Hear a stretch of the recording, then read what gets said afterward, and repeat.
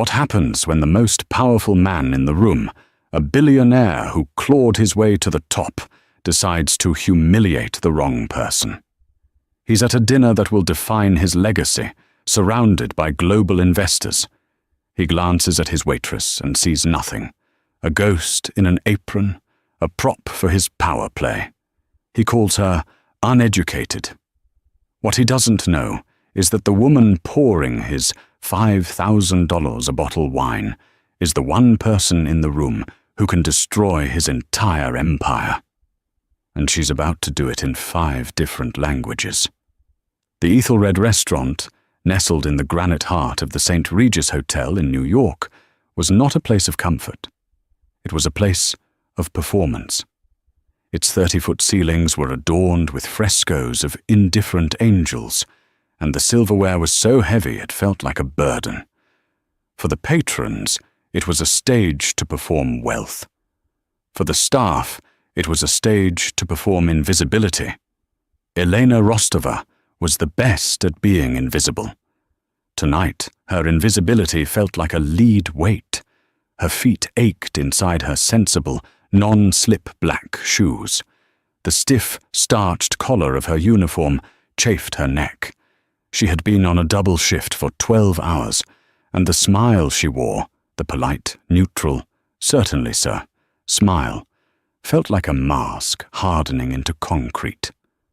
Elena was not just a waitress. In another life, a life that felt like a story told about someone else, she had been a different person. She had been the daughter of Dmitri Rostova, a name that once commanded respect in the shipping corridors of St. Petersburg and the province of China. She had been a prize-winning equestrian, a debutante in Vienna, and a law student at Heidelberg University, where she graduated with a focus on international trade compliance. Now she was just Waitress. The name Rostova was a stain, a whisper of scandal and ruin. Her father was dead, his reputation shattered by a corporate predator named Viktor Sokolov, who had framed him for embezzlement, seized their assets, and scattered their family. Elena was in New York, hiding in plain sight, working 2 soul-crushing jobs to pay for the one thing that mattered, her younger brother's safety. Leo, 16 and brilliant, was hidden away in a discreet, absurdly expensive boarding school in Switzerland, safe from Sokolov's reach. The tuition payment was due in 3 days. She was $4,000 short. She reset a table, her movements fluid and economical, her mind 1,000 miles away, calculating exchange rates. "Rostova!" Elena stiffened. The voice belonged to Davies, the header waitress. Davies was a man who wielded his small power like a scepter. He was thin, precise, and held a deep, simmering resentment for Elena. He couldn't figure her out. She was too poised, her English too perfect, her composure too absolute. He sensed she didn't belong, and it infuriated him. "You're on table 7 tonight," Davies said, his lip curling. "The Blackwood party." A cold dread settled in Elena's stomach. Table 7 was the Tsar's table, a semi-private alcove that demanded the most intense, obsequious service. And Harrison Blackwood, everyone knew that name. Harrison Blackwood was not old money. He was volcano money. He had erupted out of the obscurity of the Texas oil fields, pivoted to logistics technology, and built an empire, Blackwood Capital, through sheer, brutal force of will. He was famously abrasive, legendarily demanding, and pathologically insecure about his new money status. He fired architects for using the wrong shade of beige. He sued business partners for breaching decorum. He was, in short, a nightmare.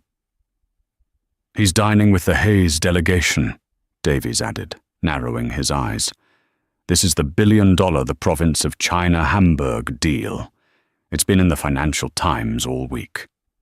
Elena nodded, her face impassive. She had read the Times article in the break room, absorbing the complexities of the port automation deal, while other servers scrolled through social media. She'd noted the compliance hurdles with EU data privacy and the cultural friction with the Chinese partners. The article's author had been skeptical. "Do not," Davies hissed, leaning in, "make a single mistake. Do not speak unless spoken to. Do not exist. Just pour the wine and disappear. He's requested you, specifically." "Requested me?" This was new. He asked for the quiet one with the Russian name. He probably thinks it's exotic. Don't let it go to your head. One slip, Rostova, and you're not just fired. I'll see you blacklisted from every fine dining establishment in the city. Elena looked at him, her grey eyes as flat and cold as the North Sea. "Understood, Davies." As she walked to the kitchen to review the service requirements, she felt the old, familiar fire ignite deep in her gut. It wasn't just about the $4,000 for Leo. It was about the name Rostova. Blackwood thought it was exotic. Davies used it as a slur, and Viktor Sokolov had turned it to ash. One day, she vowed, she would reclaim it. But tonight, she just needed to survive Harrison Blackwood. She checked her apron, secured a corkscrew, and composed her features into the perfect mask of invisible servitude. The air in the Ethelred changed before Harrison Blackwood even entered. It was a pressure drop, a sudden vacuum of oxygen. The other diners, themselves titans of industry and finance, seemed to dim, their laughter quieting. Then he arrived. Blackwood was not a tall man, but he occupied the space of one. He wore a Brioni suit so sharply tailored it looked like armor. His hair was slicked back, and his eyes, the color of crude oil, swept the room with a look of profound, aggressive dissatisfaction. He wasn't entering a restaurant. He was conquering territory. With him were 3 other men. Elena recognized one from the Times article. Mr. Hayes, the elderly, impeccably dressed head of the Chinese consortium. He was slight, with a face like carved ivory, and moved with a silent, graceful economy. Beside him was his translator, a younger, anxious-looking man. The third man was different. He was tall, sharp-featured, and wore minimalist German spectacles. He carried a worn leather briefcase and looked at the restaurant's opulent decor with analytical disdain.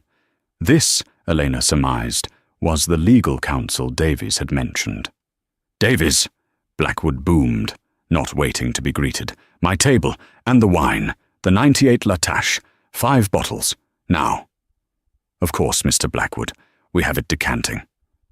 Davies bowed, his spine seemingly liquefying. He gestured, and Elena stepped forward, her gaze respectfully lowered. "This is Elena. She will be your dedicated server this evening," Davies said. Blackwood gave her a look that lasted no more than a nanosecond. It was the look one gives an appliance. "Fine. Just keep the water filled and stay out of the way." He sat, not waiting for his guests, and immediately pulled out his phone. The dinner began. It was not a meal. It was a negotiation, and Blackwood was losing. Elena moved like a phantom. She decanted the obscenely expensive burgundy with a steady hand, poured water without a sound, and placed plates of seared foie gras and caviar blinis on the table, as if they had materialized from the air. And she listened. Blackwood was all bluster. He was trying to sell his proprietary Black Tracks logistics system, a high-tech marvel of data tracking. But he was making every mistake in the book. "Look, Mr. Hayes," Blackwood said, stabbing a piece of lobster. "My system is turnkey. We install it in Hamburg. We install it in the province of China. My algorithm does the rest. It's the most secure, most efficient system on Earth. You'll have 30% more throughput in 6 months. Guaranteed." Mr. Hayes smiled politely and said something in Mandarin to his translator. The translator turned to Blackwood. "Mr. Hayes appreciates your confidence. He has some small questions about data sovereignty." Data what? It's my data, my system, Blackwood scoffed. The German lawyer, who had been silent, finally spoke. His English was precise, with a clipped Frankfurt accent. Mr. Blackwood, my name is Dr. Thomas Muller. I am legal counsel for the consortium's EU operations. What you are describing, the Black Tracks system, appears to collate and transfer biometric data from unionized port workers. This is a direct violation of the German Federal Data Protection Act. It is, to be blunt, illegal. Blackwood waved a dismissive hand. Lawyers. Details. We'll get a waiver. We'll lobby. That's just paperwork.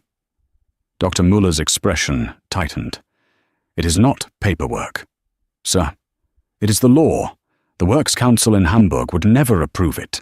They would strike before the first server was installed. Then we'll break the union. Blackwood laughed. Dr. Muller and Mr. Hayes exchanged a look. It was a look of profound, shared skepticism.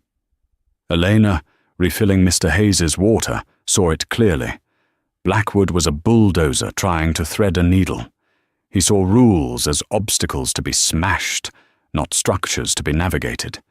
He didn't understand compliance in Germany or guanxi, relationship building in China. He only understood force.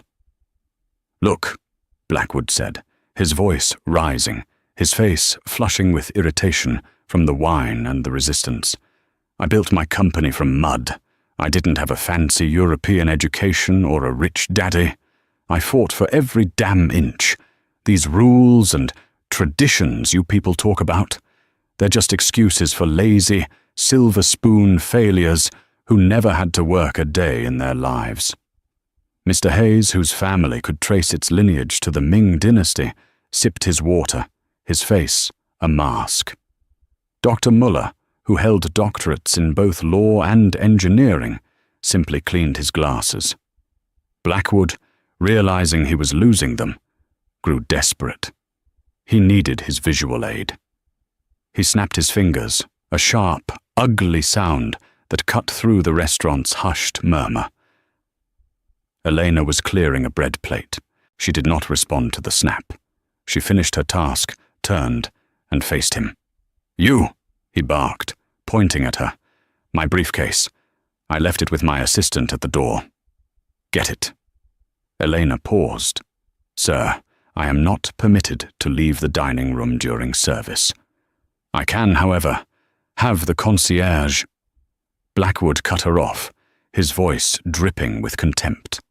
Don't you understand a simple instruction? Is that too complicated? Or is this job the absolute peak of your intellectual capacity? The air crackled. The entire table froze. Mr. Hayes and Dr. Muller looked at their plates, deeply embarrassed. Elena stood perfectly still. Her training, her discipline, the years of hiding, it all screamed at her to apologize, to fetch the concierge, to placate. But then Blackwood leaned in, his voice a low, venomous growl that was meant for her, but was heard by the entire table. I am trying to close $1 billion deal here, and I'm surrounded by incompetence. I need a file. It's complex. You wouldn't understand the first page of it. He gestured at her uniform, at her station in life. This is what happens when you don't get an education. You end up pouring water for a living. You're uneducated. The word hung in the air. Uneducated. The room was utterly silent. Davies, the head of Waitresses, was watching from across the room, his face pale with panic. Elena didn't breathe. She felt the blood drain from her face, then return with a hot, clarifying rush. She thought of her father, of his library. She thought of Heidelberg. She thought of her brother, Leo, and the $4,000 she was short. She had been invisible. She had been a ghost. But he had made a fatal mistake. He had made her real. For a long moment, the only sound was the distant clink of silver from another table. Harrison Blackwood stared at her, a smirk on his face, enjoying the humiliation. He expected her to stammer, to cry, or to scurry away in shame. Elena Rostova did none of those things. She straightened her spine. It was a small movement, but the effect was profound. She seemed to grow several inches. The subservient curve of her shoulders vanished, replaced by the ramrod-straight posture of a person accustomed to command. The polite, vacant mask dropped from her face, and for the first time, the men at the table saw the person beneath it. Her grey eyes, no longer downcast, met Blackwood's. They were not angry. They were arctic. "Mr. Blackwood," she said, her voice clear and carrying, no longer the whisper of a server, but the measured tone of a lecturer.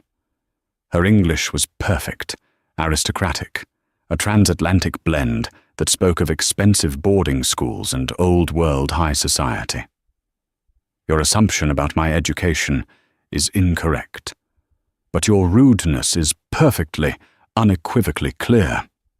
Blackwood's smirk faltered, replaced by a dark flush of astonishment. He was not used to being challenged, especially not by the help. "What did you just say to me?" he hissed. Davies, the head of Waitresses, began to move, a look of pure terror on his face. "Miss Rostova, apologize to the—" "You!" Blackwood snarled, pointing a trembling finger at Elena. "You're fired. Get out! Get out of my sight!" Elena did not look at Davies. She did not look at the other diners who were now openly staring. She kept her gaze locked on Blackwood. "You don't have the authority to fire me, sir." Her voice was fatally calm. "But you are about to lose this deal. In fact, it was never a possibility." Blackwood let out a short, incredulous laugh. "You? You know about my deal? You, who can't even fetch a briefcase?" "I know," Elena said, "that your Black Tracks system is a compliance nightmare. And I know you just mortally insulted the very people you're trying to impress." Before Blackwood could explode, Elena turned. She bypassed the billionaire as if he were a piece of furniture and addressed the German lawyer directly. She switched to flawless, academic German. Her words were sharp, technical, and precise. She did not speak at Dr. Müller. She spoke to him as a colleague. "Dr. Müller, my apologies for this theatrical interruption, but as a graduate of Heidelberg Law, I must confirm your initial assessment. Mr. Blackwood's waiver idea is fantasy. He's not just violating the German Federal Data Protection Act. He's also ignoring the EU's General Data Protection Regulation, specifically Article 22, regarding automated individual decision-making. His Black Tracks algorithm, which profiles union workers based on biometric feedback, constitutes an illegal form of automated processing. The Hamburg Works Council will not strike. They will file an injunction that will tie his company in the courts for a decade." Dr. Thomas Muller's jaw, quite literally, dropped. He stared at her as if she were an apparition. He had been trying to formulate that exact argument for an hour, but she had just summarized it, cited the specific article, and predicted the precise legal outcome in 20 seconds. "Who?"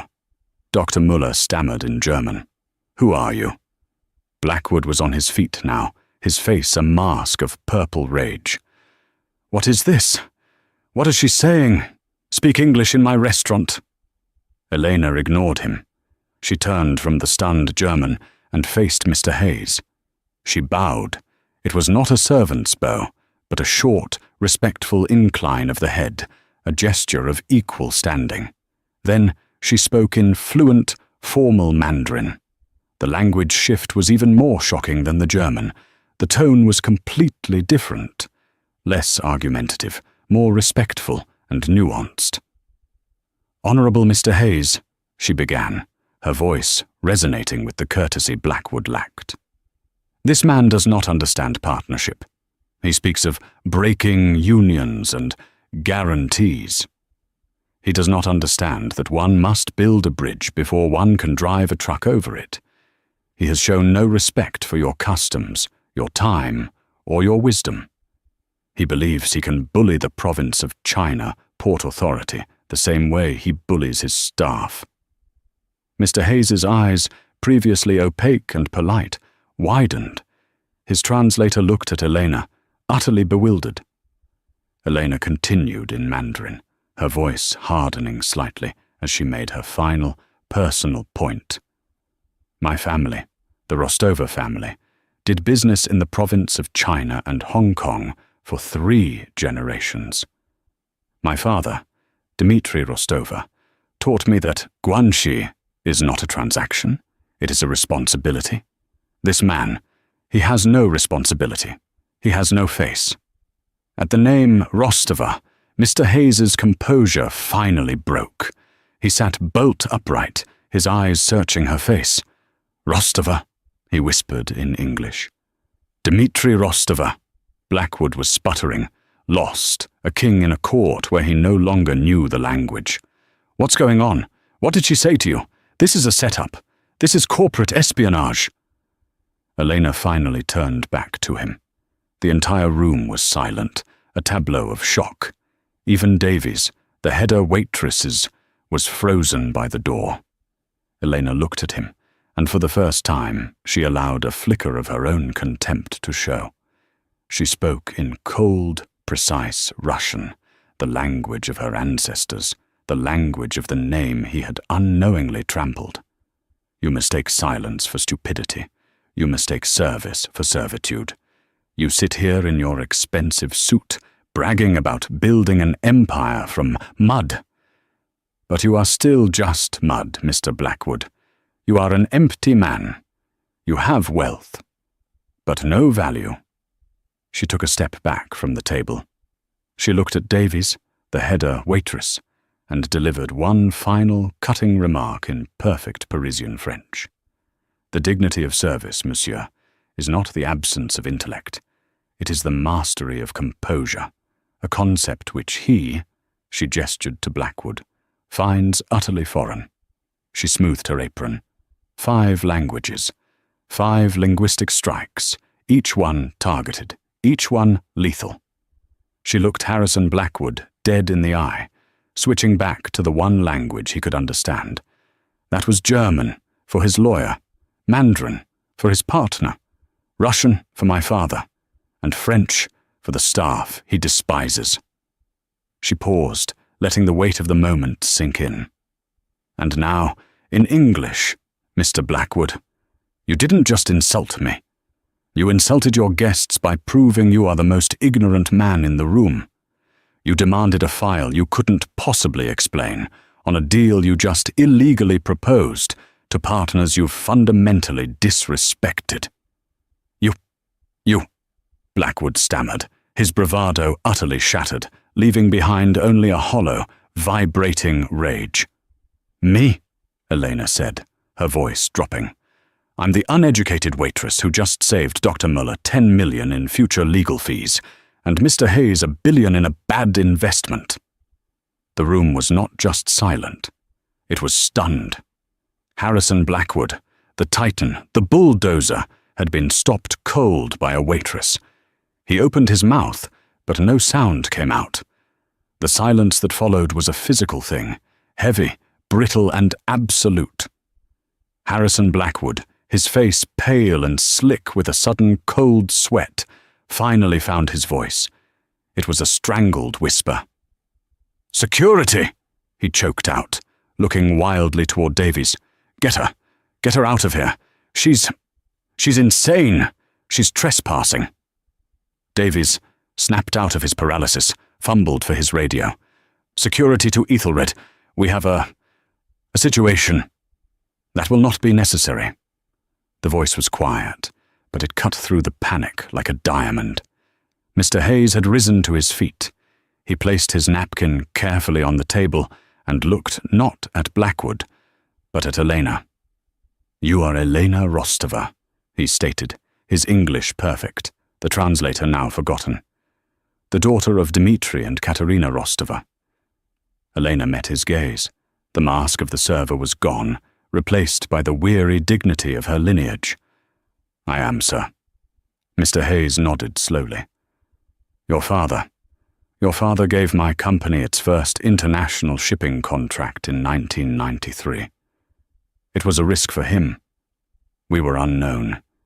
He was a man of immense honor. I was deeply saddened to hear of the scandal and his passing.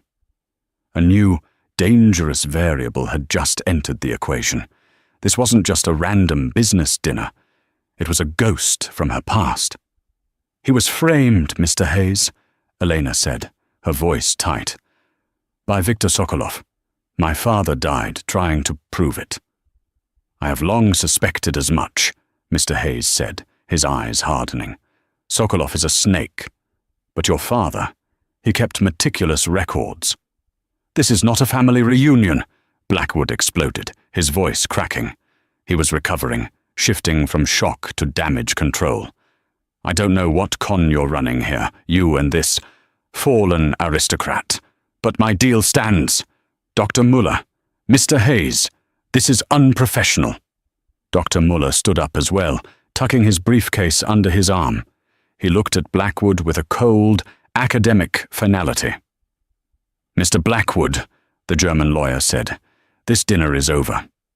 Miss Rostova," he inclined his head to her, "your analysis of the German Federal Data Protection Act and the GDPR was not just correct. It was more succinct and accurate than the 40-page brief my own firm prepared. You saved me a great deal of time." He turned back to Blackwood.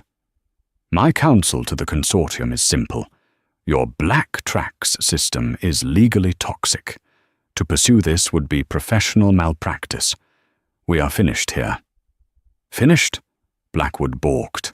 "You can't be. We've been at this for 6 months. It's a billion-dollar deal." "It was," Mr. Hayes corrected him. "It is now a billion-dollar liability." Mr. Hayes and Dr. Muller began to walk away from the table. Blackwood, desperate, lunged forward and grabbed Mr. Hayes's arm. "Wait, we can fix the data thing. We can rewrite the code."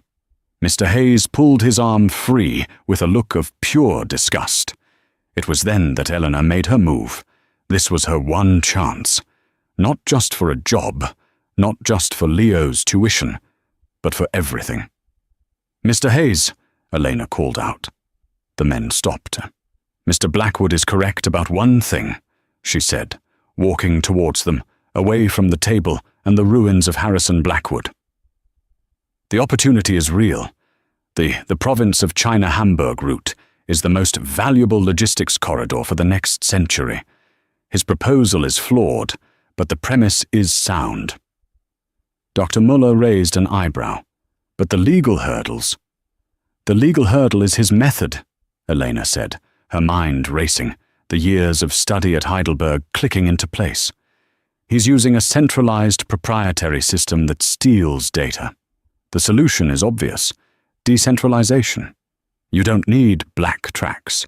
You need a permissioned blockchain ledger." Dr. Muller stared at her. "A blockchain?" "Of course," Elena said, as if it were the simplest thing in the world. "A distributed ledger that is immutable and transparent. The Port Authority in the province of China and the Works Council in Hamburg would be given validator nodes.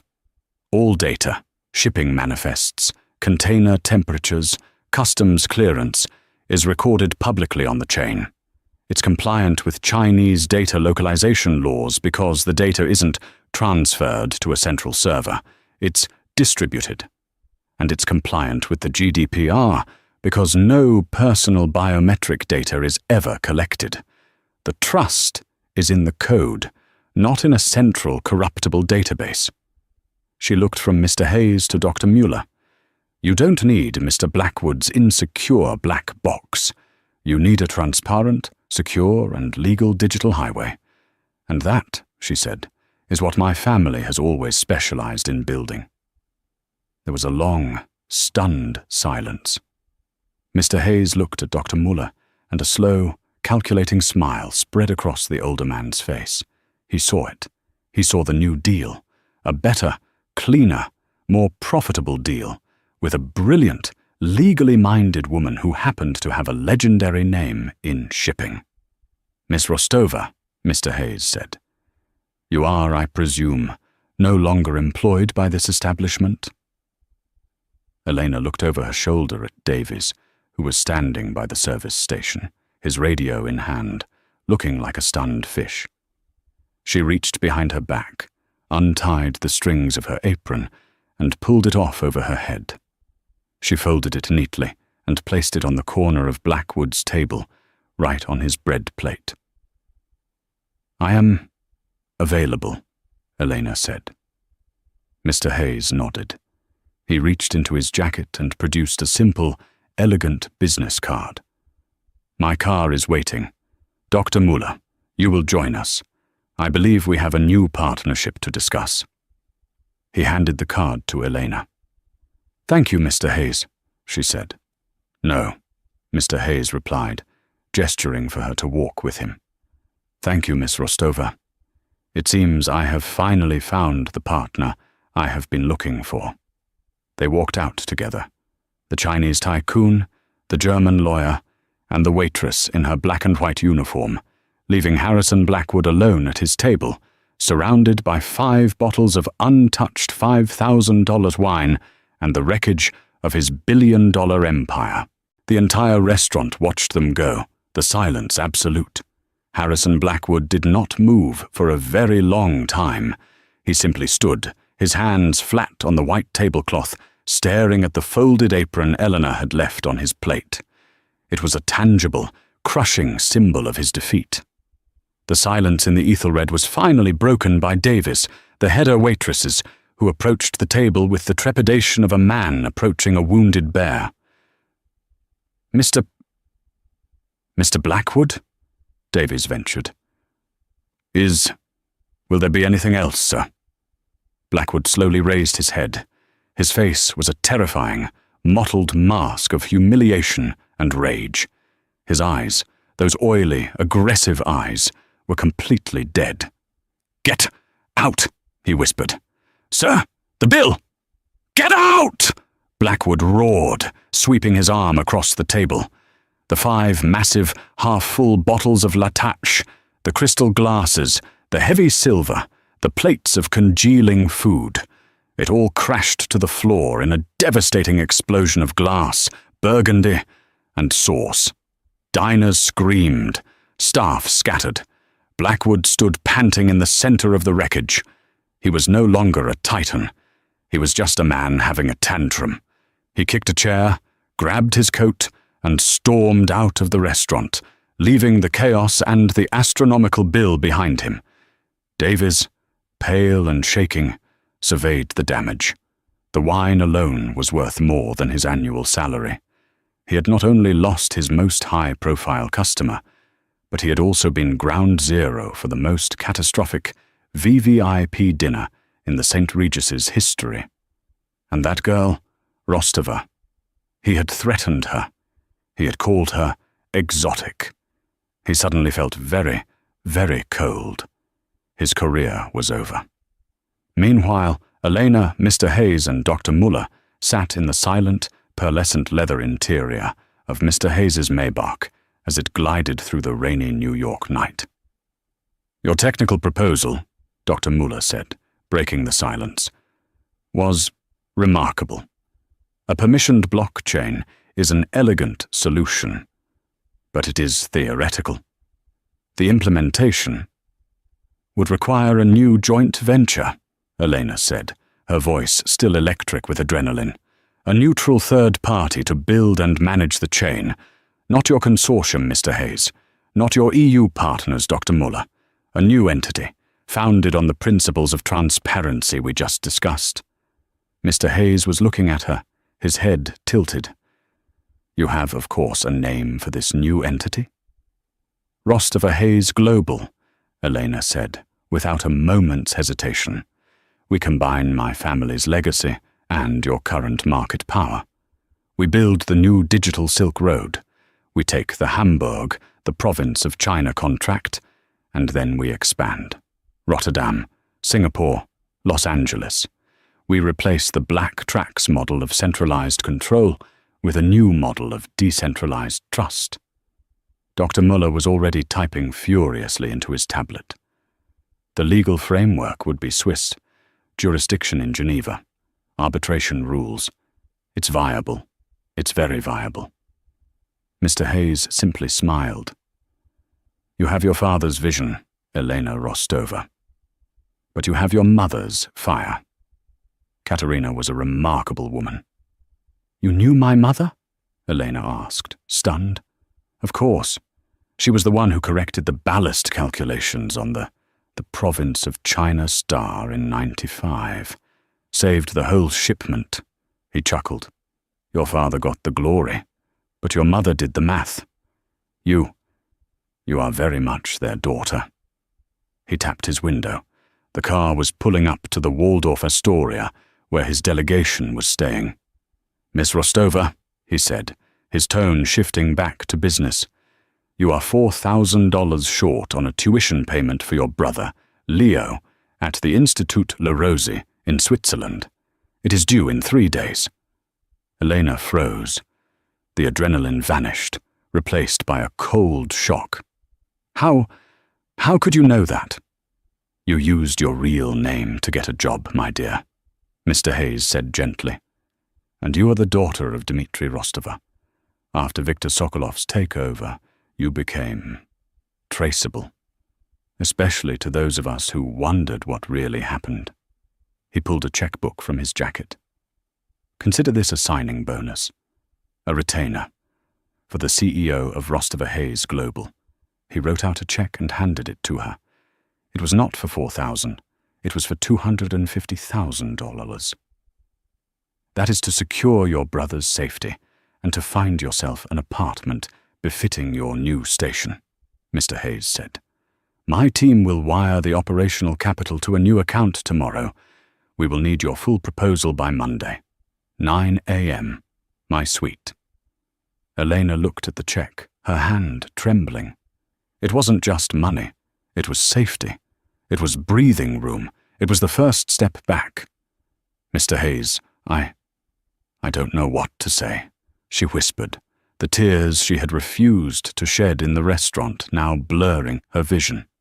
Say nothing, Mr. Hayes said, his voice kind. Just be ready to work. We have a snake to skin. A snake? Viktor Sokolov, Mr. Hayes said, his eyes glinting. The man who framed your father.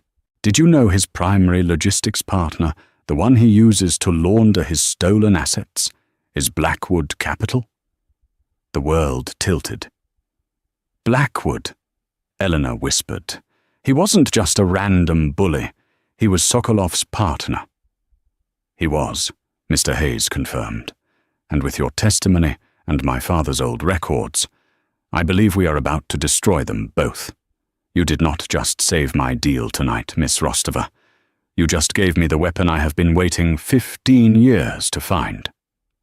The car stopped. The doorman opened Elena's door. She stepped out onto the rain-slicked pavement, holding a check that was her new life, and a piece of information that was her revenge. She watched the Maybach pull away. She stood in the rain for a long moment, letting it wash the smell of the Ethelred from her. Then she pulled out her phone and made her first call. Leo, she said, her voice thick with emotion. It's me. No, I'm fine. I'm good. Yes, the tuition is paid. Don't worry about that ever again. And Leo, listen to me. We're going to get our name back. We're going to get everything back. The next 6 months were a blur of motion, a compressed lifetime of work. Elena Rostova moved out of her cramped, roach-infested studio in Queens and into a glass-walled apartment overlooking the East River. The waitress uniform was replaced by custom-tailored suits by the row. But the real transformation was internal. The exhaustion of survival was replaced by the electric, thrumming exhaustion of purpose. Rostova Hayes Global, RCG, was incorporated in Geneva, as planned. Dr. Muller left his German law firm to become RCG's chief compliance officer. Elena, as CEO, was relentless. She did not just build a company, she built a new paradigm. She flew between New York, the province of China, and Hamburg, her days a marathon of code reviews with developers, legal strategy sessions with Mueller, and high-level negotiations with port authorities. She was not just Dmitry Rostova's daughter. She was her own entity.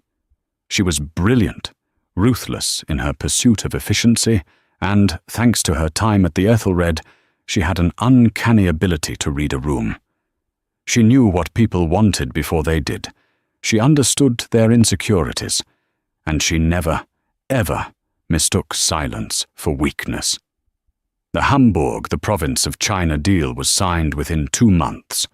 The blockchain ledger she had outlined in the restaurant, now codenamed Ethelred, was implemented.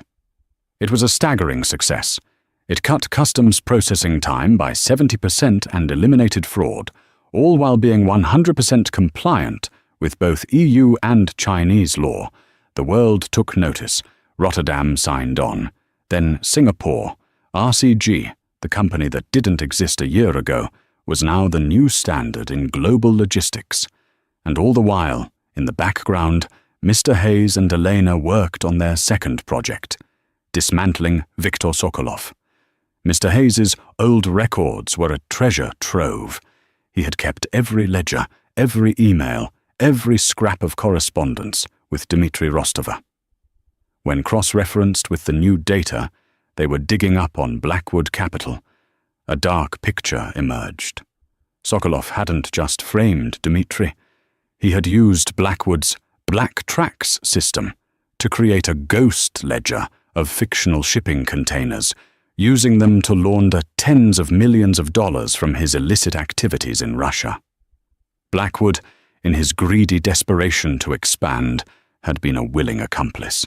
The data was given to the US Department of Justice and the EU's Anti-Fraud Office. The noose began to tighten.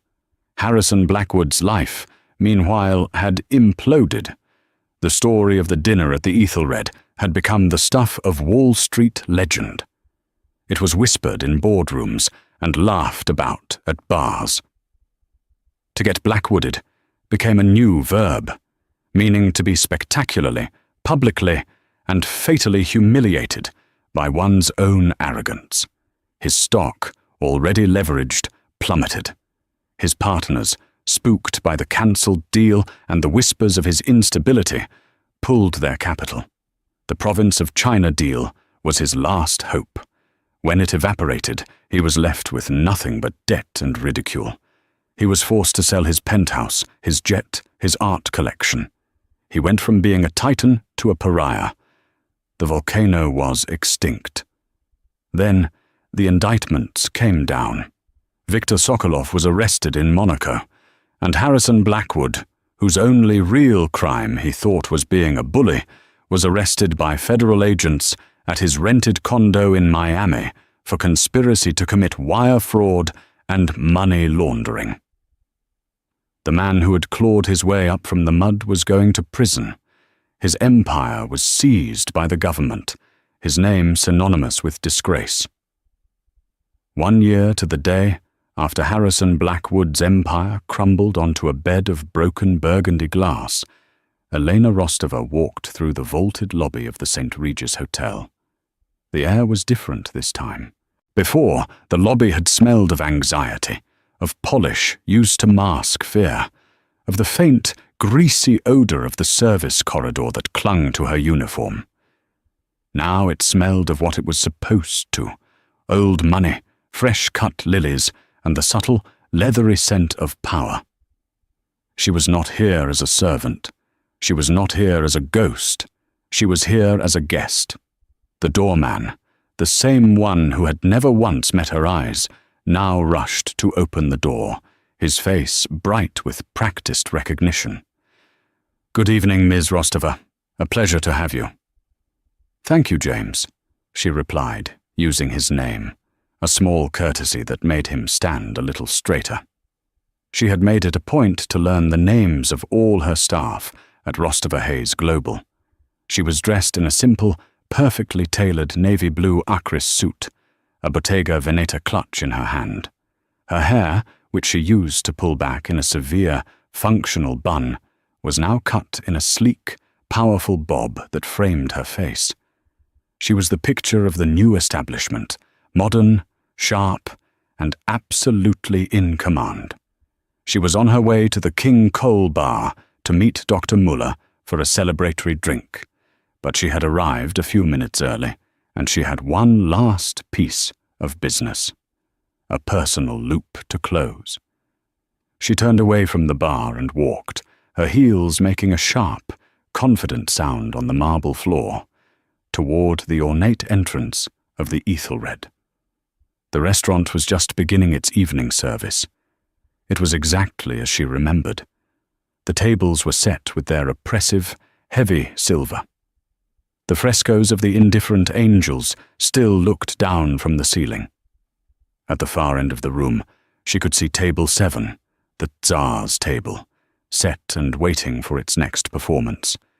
A figure was standing near the header waitress's lectern, his back to her. But he was not at the lectern. He was at a small, unassuming service station, his body half hidden.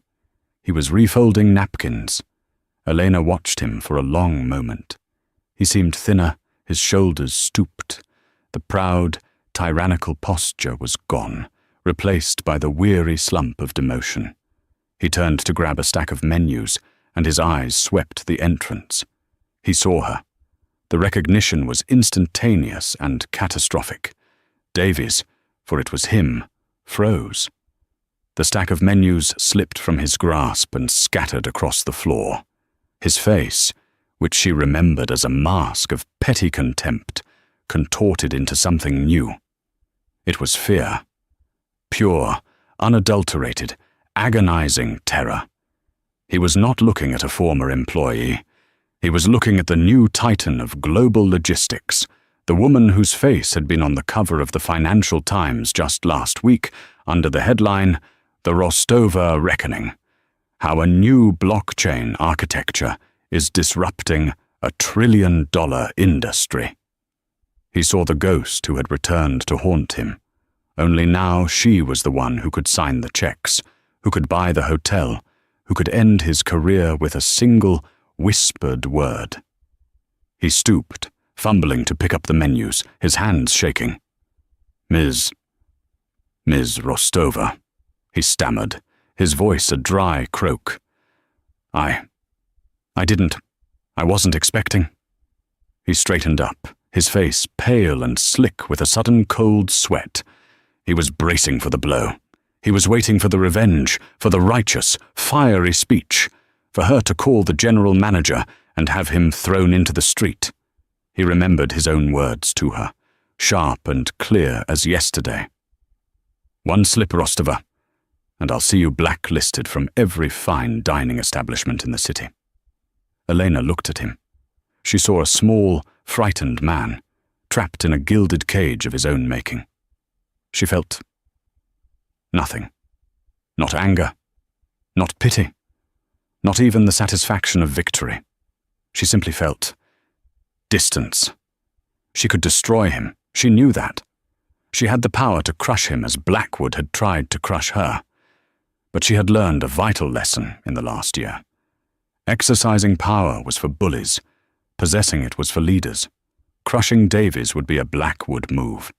It would mean he still mattered. So she gave him nothing. She held his terrified gaze for one long, silent second. Then she gave him a small, neutral, almost imperceptible nod. It was not forgiveness. It was not acknowledgement. It was dismissal. It was the nod a queen gives a forgotten courtier, a gesture that says, "You are not on my level. You do not exist in my world." She turned, her back straight, and walked away, leaving him frozen by his station, clutching a handful of menus, a man already entombed in his own small, failed kingdom. She entered the King Cole Bar. The atmosphere was a world away from the Ethelred. It was warm, vibrant, and alive with the buzz of real conversation, not the staged whispers of a power play. Dr. Thomas Mueller was waiting at a corner table, the famous Maxfield Parish mural glowing behind him. He stood as she approached, a genuine smile on his face. He took her hand and kissed it, a touch of old-world grace. "Elena, you look magnificent," he said, his German accent still precise. "Thomas, you look like a man with good news," she replied, sliding onto the red leather banquette.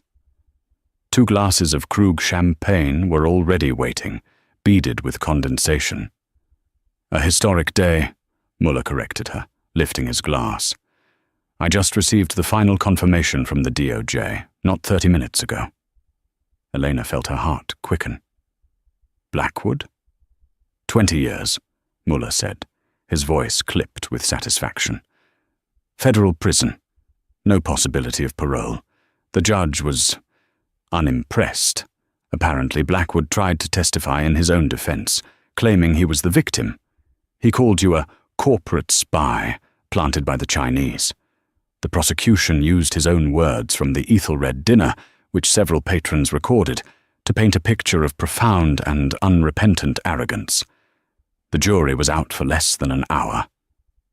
Elena let out a breath she felt she had been holding for a year. 20 years. He was gone. The bulldozer was broken, buried under the mud he was so proud of. "And Sokolov?" she asked, her voice quiet. This was the one that mattered. This was for her father. "That," Mueller said, his smile widening, "is the true victory. The Joint Task Force, acting on the immutable data from our Ethelred ledger, successfully pierced his web of shell companies. The Swiss authorities have unfrozen the last of the stolen assets. The Rostover estate outside St. Petersburg, your family's home, reverts to you and your brother, effective immediately." He tapped a manila envelope he had placed on the table. "But this is the real prize. It's the advance copy." Elena opened it. It was tomorrow's Financial Times, flown in special. On the front page of the international section, a headline, "Dmitry Rostova vindicated, how a billion-dollar fraud scheme was uncovered." The article was a full, detailed retraction of every lie ever printed about her father. It painted him as a man of honor, a victim of a sophisticated conspiracy between Sokolov and Blackwood. The Rostova name was not just cleared, it was redeemed. The tears she had refused to shed at the restaurant, the tears she had held back for years of hiding, finally came. She didn't sob. A single hot tear traced a path down her cheek. She wiped it away, not with shame, but with finality. "To my father," she whispered, raising her glass. "To Dmitri," Mueller said, his voice gentle. "And," he added, his eyes glinting, "to new architecture." They clinked glasses. "To new architecture," Elena repeated, the champagne sharp and clean on her tongue. They sat for a while, the comfortable silence of 2 people who had been through a war and won. "I spoke with Mr. Hayes this morning," Mueller said, setting his glass down. "He sends his profound congratulations. He also wanted you to know that the Port of Los Angeles has officially signed with RCG. We are now the exclusive logistics partner for the 3 largest shipping corridors on the planet." He said, and I quote, "Katerina's fire has burned them all down." Elena laughed, a real, warm sound. "And I spoke to Leo. He passed his final exams with the highest honors in his class. He's flying into New York tomorrow. He wants to intern at the RCG Data Science Division this summer. He said he wants to learn the new family business." "He has a brilliant teacher," Mueller said. Elena looked away from him, her gaze drifting over the opulent room, finally settling on the famous mural of old King Cole. "It's hard to believe," she mused, "that 1 year ago I was standing right out there, invisible, hiding in a $50 uniform, my hands raw from polish, terrified I wouldn't make $4,000 to keep my brother safe. She turned the champagne stem in her fingers. I thought that night, when Blackwood said that word, uneducated, I thought it was the end of my life, the final humiliation. And instead, Muller prompted gently. It was the beginning, Elena said, her voice dropping, a new, hard-won clarity in her eyes. He called me uneducated, and for so long I thought my education was my power, Heidelberg, my languages, my knowledge of trade law.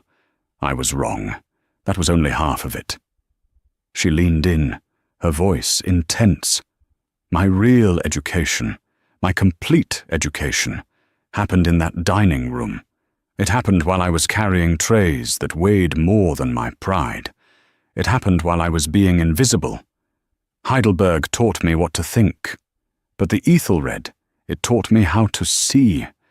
It taught me to listen, to read the subtle shift in a man's posture, the desperation behind a bully's bluster, the quiet, patient calculation in the eyes of a man like Mr. Hayes. Blackwood saw a servant. He didn't see a strategist. He was so busy performing his power that he didn't realize that in my uneducated role, I was the most observant, most informed person in the room. She took a final, slow sip of her champagne. Harrison Blackwood became my final professor. He taught me the one thing my father's privileged world never could. You cannot fight monsters from an ivory tower. You cannot be invisible. You must stand up, use every weapon you have, your mind, your history, your name, even the apron you wear, and speak in a language they cannot possibly misunderstand. She placed her glass on the table. The loop was closed. He wanted to humiliate a waitress, she said, a small, cold smile touching her lips. He ended up educating a CEO. And I, Elena Rostova concluded, rising from the table, will never be invisible again. And that's how a single moment of arrogance brought a bully's empire crashing down. Elena's story is a powerful reminder that you never, ever know who you're talking to. The person you dismiss might just be the one person holding all the cards. Intelligence isn't about the suit you wear.